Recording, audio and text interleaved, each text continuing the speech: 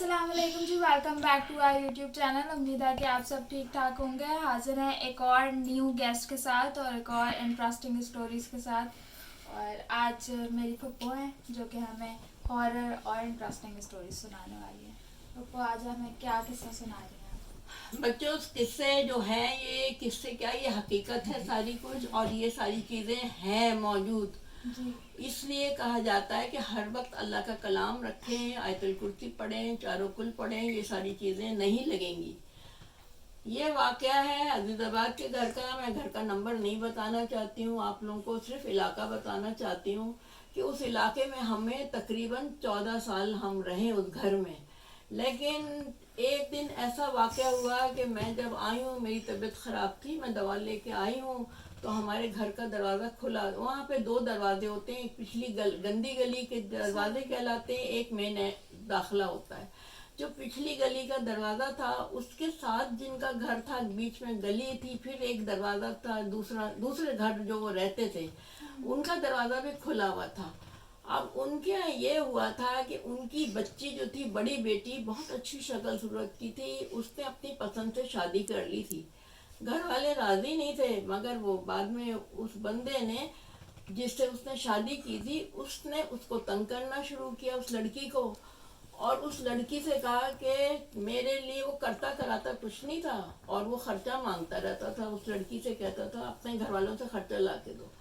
एक दिन उस लड़के ने, उसके शौहर ने कहा कि जाओ मेरे बेटे के, मुझे पैसे चाहिए।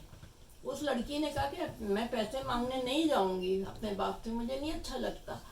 कहने लगा क्यों? तुम्हारे बाप ने मेरे अपने पोते को, अपने नवासे को, मतलब उसके अपने बेटे को, बच्चे को सालगिरह पे साइकिल दिला दी, तोहफा दे सकता था। मेरे तुम्हारे लिए पैसे नहीं थे, मैं इसी साइकिल से तुमको मारूंगा। उसको इतना मारा कि उसके हशर नशर हो गए। उसके बाद उसको वो जल गई। तो घर वालों को कहा कि ये बच्चे का दूध गर्म कर रही थी, इसके कपड़ों में आग लग गई और ये जल गई इस तरह। उसको घर वाले उसको घर ले आए, अपने घर लाके उनके ऊपर कमरे थे, 2 कमरे बने हुए, उसमें उस कमरे में उस लड़की को रखा, छुपा दिया उससे। वो फिर वहाँ भी पहुँच गया, और हम लोगों ने खुद देखा कि उसको बालों से घसीटता हुआ वो जीने से उतारता हुआ ले गया कि इधर कैसे रखा है। मेरे शौहर भी चले गए, बीच बचाव करवाया, लेकिन वो छोड़ा नहीं, उसको लेके चला गया। जब ले गया तो उस लड़की का इंतकाल हो गया। इसने कहा कि अब पता नहीं घर जाके उसको मारा और कि वो मर गई। अब उसकी रूह भटकती थी, उसके बच्चे के लिए भी, अपने बच्चे के लिए भी, और वो उसको चैन नहीं आता था। एक दिन उसके घर से आवाज़ आई, उसकी माँ चीखती हुई आई कि फिर तू आ गई, फिर तू आ गई। हम लोग हैरान हो गए कि या अल्लाह, ये किससे कह रही है? तो वो बच्ची जो उनकी जो बेटी थी, उसकी रूह भटकती रहती थी। मैंने अपनी आंखों से देखा कि उनके जीने पे जो भी सांप चढ़े हुए थे, वो उसको ले जाने के लिए आए थे दोबारा।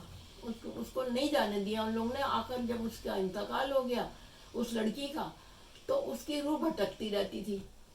एक दिन दरवाज़ा हमारे घर का खुला हुआ था, तो वो भटकती हुई हमारे घर में आ गई, और जिसके ऊपर आई वो मेरी भतीजी है, जेठ की बच्ची है। उसकी हालत ख़राब हो गई।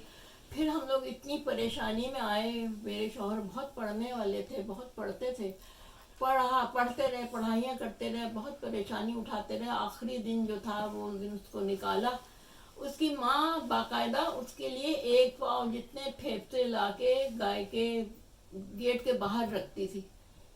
पता नहीं वो कौन खाता था, वो किसके लिए ला के रखती थी, लेकिन मैंने खुद देखा कि वो ला के गेट दरवाजे के बाहर वो रखती थी रोज़ाना शाम को।